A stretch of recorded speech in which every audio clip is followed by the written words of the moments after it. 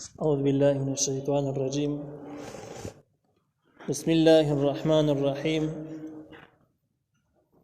وإذ تقول للذي أنعم الله عليه وأنعمت عليه أمسك عليك زوجك واتق الله وتخفي في نفسك ما الله مبديه وتخشى الناس والله أحق أن تخشاه فلما قضى زيد منها وطرا زوجناكها لكي لا يكون على المؤمنين حرج في أزواج أدعيائهم إذا قضوا منهن وطرا وكان أمر الله مفعولا. سورة الأحزاب 37 نمبر آیات. په دې 37 نمبر آیات کې شپږم خطاب د نبی عليه السلام او په دې خطاب کې د یو خاص نعمت او د یو خاص واقعي ذکر دی. دغه واقعي خلاصه دا ده، اگر چې ډېر تاریخونه او ډېر مفسرین هم دې کې خطا شوي دي، یا د علمي په وجه باندې یا د هر څه وجه باندې، چې خو د واقعي خلاصه دا ده چې د نبی عليه السلام په زمانه کې چې کله خدیجه الکبرى رضی الله عنها یو کس خپل تجارت وکیل دی، ذمہوار کس دی، د تجارت لپاره روان دی، بلار باندې چې ګوري نو یو ځای کې کس دی زید بن حارثه په نوم باندې ولک دی، دا ډاکوان را تختولې دی، د خپلو کسان را تختولې دی، کوم ځای کې چې غلامان خرڅېدل نو هغه میلې ته راوړ او خلکو ته نارې وارې د غلام دی مونږ یې خرڅو. نو د زید بن حارثه رضی الله عنها چې کوم دی دغه د خدیجه الکبرى رضی الله عنها چې کوم وکیل دی، د سوداګرۍ کوم وکیل دی، کوم ذمہوار دی، هغه د نارې واورېدلې ورغه ویلي دو زید بن حارثه خوښ شو او تقریبا به 400 درهم یې واخیست. دا کس چې هغې راوستو هغې کس راوستو نو خدیجه الکبرى رضی الله عنها ته حواله کړه چې بس دا ستا شو، ستا په پیسو باندې مې اخیستی دی، ستا په تجارت پیسو باندې شوی دی، هغې سره ژوند دا به اوسېده، ژوند یې تېراوه. چې کله د نبی علیه السلام او د خدیجې رضی الله عنها منځ کې نکاح وشو، د نکاح نه وروسته هغه زید بن حارثه د دې سره راغی، نبی علیه السلام خواته راغی او د راتللو نه وروسته چې کله نبی علیه السلام خواته راغی نو دې زنانه د زید بن حارثه نبی علیه السلام ته وبخښه چې ستا شو، بس زما غلام ما تا ته وبخښه ستا شو. په دې منځ کې د دې کوم مشران چې پلار او وروڼه او خپلوان خلک یو هغه خبر شي نو مکې معظمې ته هغوی رالو د زید بن حارثه یې کوت چې دا خو ډاکوان تختولی دی، په میله کې به خرڅ کړی کېدی چې دې علاقو کې چېرته پیدا شي. نو بس تپوسونه یې کول، خلکو ورته وروښودل دې ذکر کې شته. هغه راغی او چې کله راغی نو مور یې د پلار یې وروڼه خپلوان کسانې دي، نبي علیه السلام ته یې وویل زموږ داسې یو کس ورک شوی دی زید بن حارثه په نوم باندې، داسې ویل کېږي چې تاسو کره دی، نو که تاسو یې موږ ته حواله کړئ چې څومره قیمت تاسو غواړئ موږ یې درکولو تیار یو، بنته کس حواله کړي. نبی علیه السلام ورته وویل ماله 1 روپۍ مه راکوئ، خو ورشئ دا کس وینئ، دا کس زما سره شته، که تاسو سره راځي په رضا باندې د سره راځي نو زه تاسو نه 1 روپۍ هم نه اخلم، ډاډ شي. خو که تاسو سره نه ځي، تاسو سره نه یې خوشحاله، زما سره خوشحاله نو په زور پې نه پوځي، دغه شرط شو.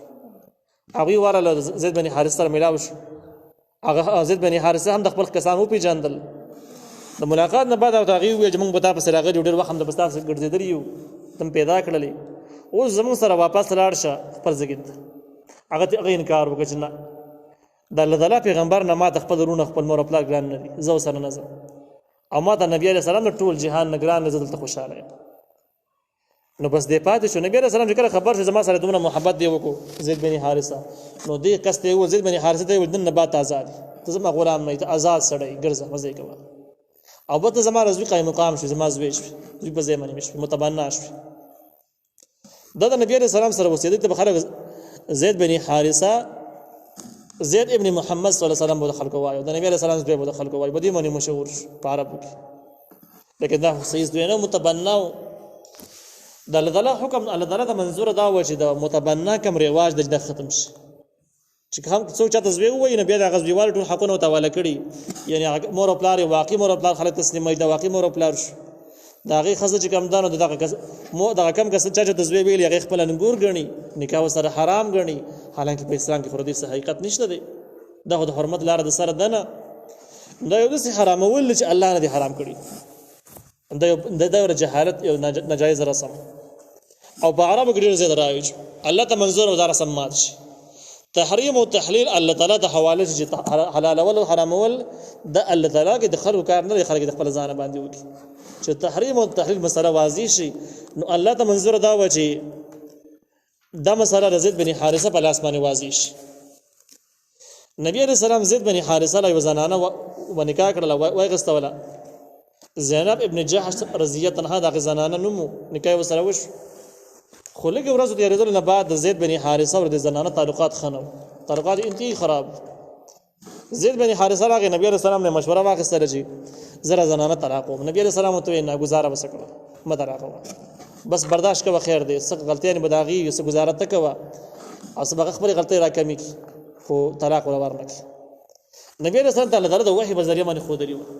چې دا خزه به طلاقي او داغې نه بعد ته په نکاح باندې واخله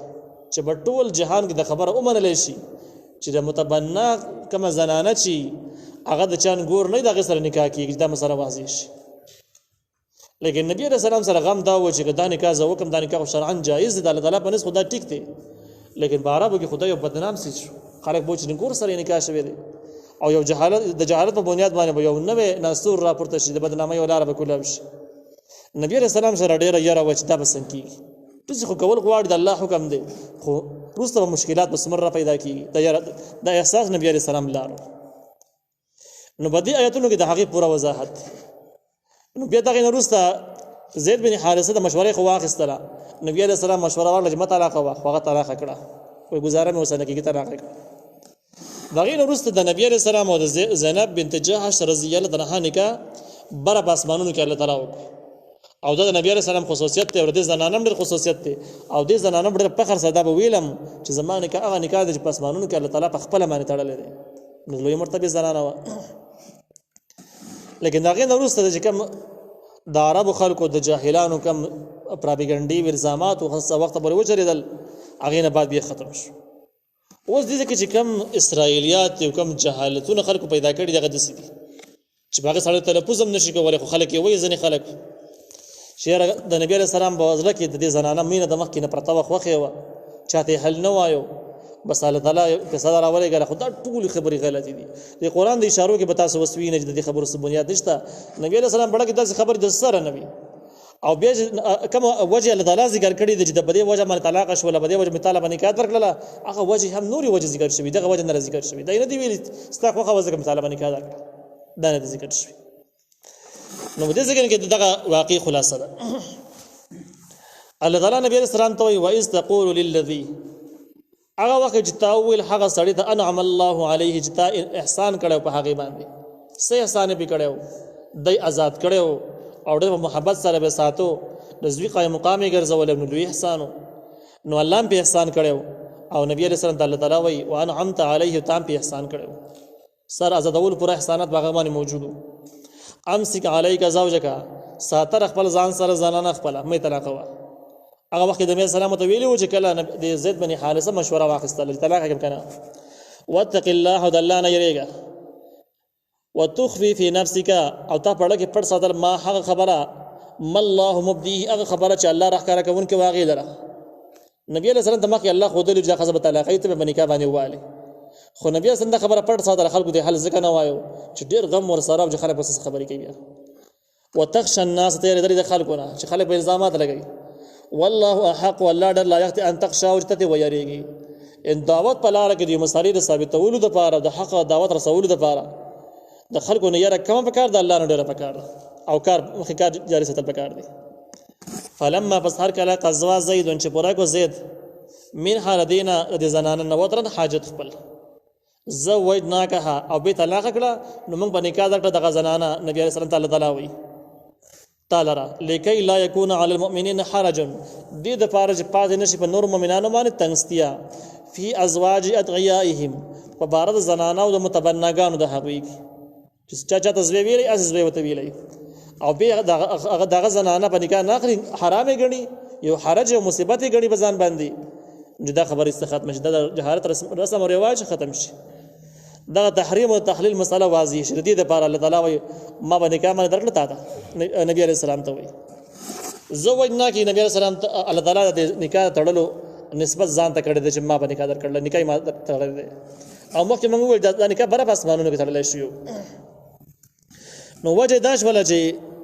په مؤمنانو باندې حرج پاتې نه شي دا مسله واضح شي پټه پاتې نه شي نو د زنانه سره د نکاح وجه یو دا شوه چې د مؤمنانو نه حرج ختم شي هغه وجه نه چې خلک محبت یې ورسره خوښوي دغه خبره نه او که دغه خبره وي نو الله تعالی به ویلي وي چې په نکاح مې درکړه دا د دې وجه نه چې تا ورسره محبت ساتو داسې به یې ویلي وي داسې به نه ویلي چې مؤمنانو باندې حرج پاتې نه شي دا ټکي به نه ویلی وي نو دې ټکي نه پته لګي چې دغه اسرائیلي اقوال او قصه بې بنیاده او دروغ ده اذا قضوا منها وطرا هر کله چې پوره کړه د هغې نه وطرا حاجت خپل وکان امر الله مفعولا او دې کار د الله تعالی کیدونکي الله تعالی چې کوم فیصله کوي لغه کیږي الله وی چې مؤمنانو باندې آینده کې د حرج ختم شي ندي دغه نکاح زینب رضی الله عنها نکاح د نبی علیہ السلام سره وشي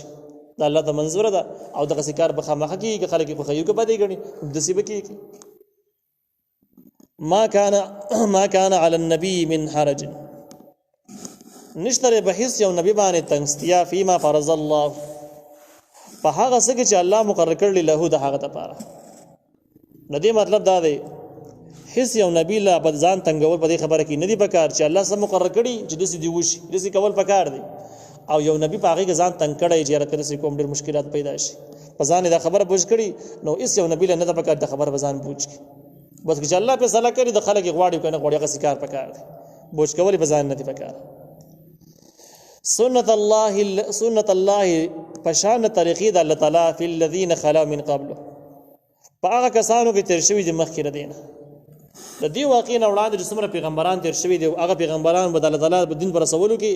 واضح کولو کې د اچا نه معمولی حیا نه کول معمولی به نه شرمېدو او دا د الله تعالی طریقه او پیغمبرانو ډاډه لګیا او چې سبب ته یاد او سبب الله ویل هم هغه سی به کوله خلک به خوله کنه خوله کې د رواج مخالف او موافق هغه سی به کوله نو الله تعالی وایي چې په هیڅ یو نبی له ندی پکار چې په ځان باندې تنگستیا راولي په هغه خبرو کې چې الله ولا مقرر کړی دي په شان طریقې د هغه چې تر شوی د مخکینو کسانو کې مخکینی پیغمبرانو چې کومه طریقه روانه وه قشن کار پکار دی من قبل د دینه مخکې وکان امر الله یو دې کار د الله تعالی قدرا مقدورا قدرا اندازه شوی مقدورا په اندازه کېدلو سره الله تعالی کا اندازه شوی د په اندازه کولو سره د دویمه تاکید دی ان الله تعالی کار خامخه کېدلو والا د الله کم کار کوي کیږي اسم خو ځان باندې بوج کول نه دی پکار چې کړه الله تعالی طرف نه مقرر